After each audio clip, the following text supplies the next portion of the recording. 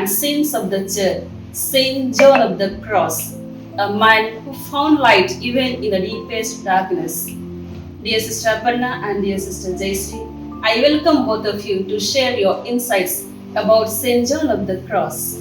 Thank you, Sister Celeste. When the soul feels abandoned and everything seems dark, that's where God is closest. Dear Sister Aparna, dear Sister Jayshree, for sharing your insights. And thank you, dear viewers, for joining us in this reflection. May Saint John of the Cross inspire us to walk with faith, hope, and love, even through the darkest nights. Through every moment of trial and silence, Saint John of the Cross discovered that love is the language of the soul, a love that shines brightest in darkness. His life teaches us that suffering is not the end, but a sacred passage, a doorway to deeper union with God.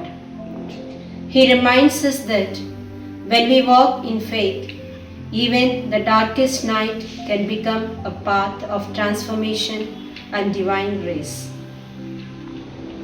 May his example inspire each one of us to embrace our own crosses with courage, to trust in God's hidden work within us, and to let our hearts burn with the same flame of love that guided him.